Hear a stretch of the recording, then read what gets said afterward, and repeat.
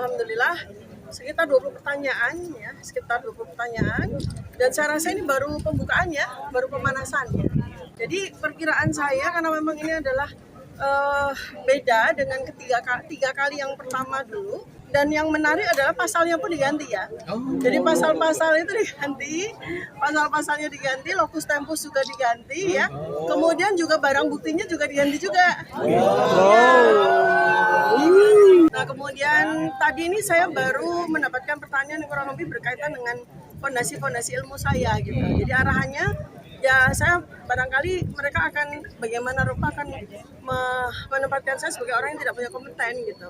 Padahal saya katakan bahwa ilmu kedokteran yang paling mendasar ya yang memastikan seseorang itu bisa menjadi dokter itu adalah ilmu anatomi, fisiologi dan behavior.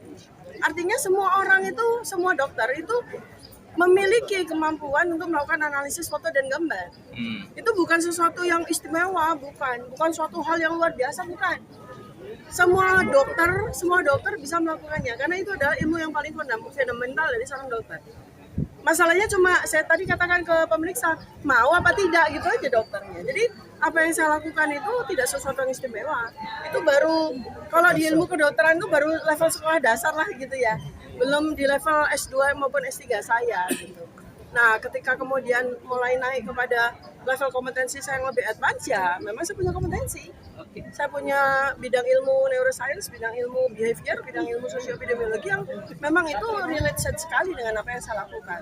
Ya, terkait dengan penelitian yang saat ini kami bertiga lakukan. Jadi nothing kayak tidak ada sesuatu yang istimewa dari yang kami lakukan. Seperti Bang Rismon Sianipar ya, katakan bahwa ilmunya dia, digital forensik yang dia lakukan untuk melakukan penelitian terhadap ijazah maupun terhadap skripsi Jokowi itu baru ilmu level sekolah dasarnya digital forensik.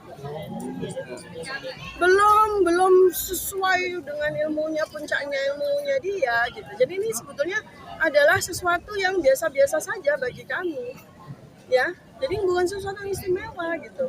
Masalahnya kok kenapa cuma 3 orang ya? 3 orang aja yang berani gitu. Ya artinya para dokter pun harusnya bisa melakukan analisis seperti yang saya lakukan. Para ahli digital forensik pun juga bisa melakukan yang seperti yang Rismon lakukan. Bahkan dia bilang bahwa apa yang kemudian dia tulis dalam buku ini ya, penelitian tentang ijazah ini dia ajarkan di semester 3 sampai semester 5 di S1. Untuk teknik informatika, teknik elektro untuk digital forensik gitu loh. Jadi ini sebetulnya bukan suatu bidang keahlian yang advance, itu enggak, biasa aja.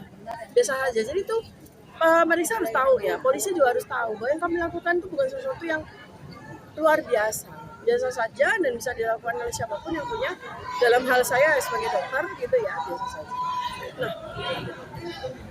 Nah itu dia. Jadi sebenarnya yang dibutuhkan itu adalah keberanian dari banyak dokter, keberanian atau nyali dari banyak ahli digital forensik, dari para peneliti, dari para akademisi ya yang punya ilmu yang super advance gitu. Jadi kalau seandainya semua orang yang punya kompetensi seperti saya, punya kompetensi seperti Mas Roy Suryo dan Rismon Sianipar, itu selesai ini urusannya. Ya.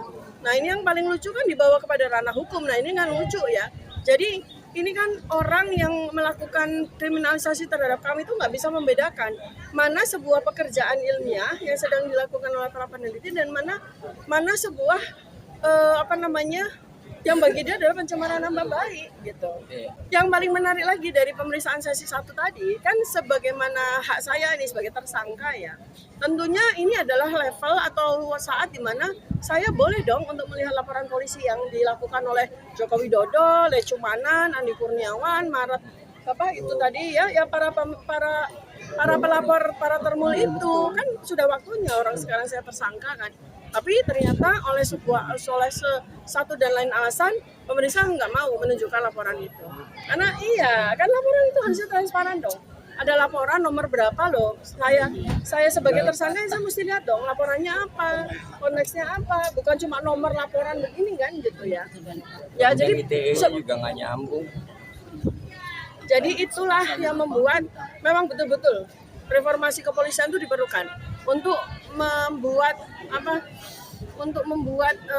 kepolisian menjadi jauh lebih profesional. Maka kita Saya sangat berharap ya dengan duetnya Profesor Jimli Asidiki dan Profesor Mahfud MD itu bisa mendobrak hal-hal seperti ini. Karena memalukan loh. Karena memalukan. Masa polisi nggak tahu kalau apa yang kami lakukan itu baru di level dasar dari sebuah ilmu ya, ilmu kedokteran paling dasar, anatomi fisiologi, ilmu digital forensik juga yang semester 3 sampai 5. Jadi bukan sesuatu yang sangat-sangat istimewa apa yang kami lakukan. Dibutuhkan nyali, keberanian dari seluruh rakyat Indonesia. Dan saya sangat membutuhkan dukungan bagi Anda semuanya. Ayo kita bangkit bersama untuk menegakkan kebenaran, untuk membuat Indonesia menjadi jauh lebih baik di masa mendatang.